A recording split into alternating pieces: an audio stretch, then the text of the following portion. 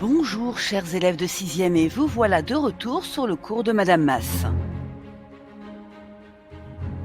Je vous rappelle que nous étudions le dossier d'histoire numéro 3 et que nous avons entamé la première leçon, conquête, péromène et romanisation. Je vous rappelle la problématique sur laquelle il vous faut réfléchir.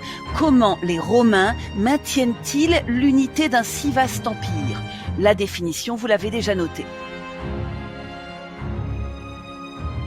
Nous poursuivons maintenant le premier exercice, la naissance d'un empire, avec une 8e question. À l'aide de ces 3 documents, explique ce qui fait l'enchaînement des conquêtes. Tu peux noter document 1, l'armée est composée de professionnels très bien équipés et entraînés.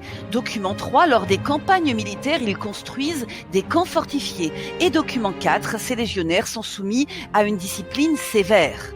Réponds maintenant à cette dernière question. À l'aide du document ci-contre et du manuel page 107, quel est l'autre élément qui contribue à la sécurité de l'Empire ? Et pour terminer ce premier exercice, note petit 9, afin de sécuriser l'Empire, les Romains ont construit une frontière extérieure fortifiée par endroits, c'est le limes. Note maintenant le titre du 2e exercice, la péromène s'impose, et pour comprendre comment est gouverné l'Empire, nous allons corriger cette fiche que tu as préparée au brouillon.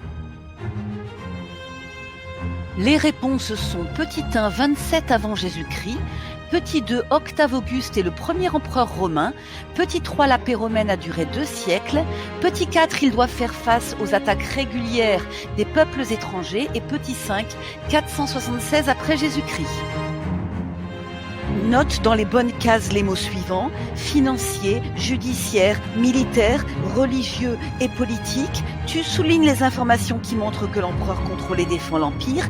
Et enfin, tu écris petit 8, ce qui montre que l'empereur est considéré comme un personnage divin et le culte qu'on lui rend. Après le travail sur la fiche, prépare au brouillon la question 2. À l'aide de la carte page 107 et de ces 2 documents, indique quelle activité se développe alors. Et la question 3, quels sont les 2 facteurs qui favorisent le développement de cette activité? Note maintenant les réponses. Petit 2, les échanges commerciaux se développent entre les différentes provinces et Rome.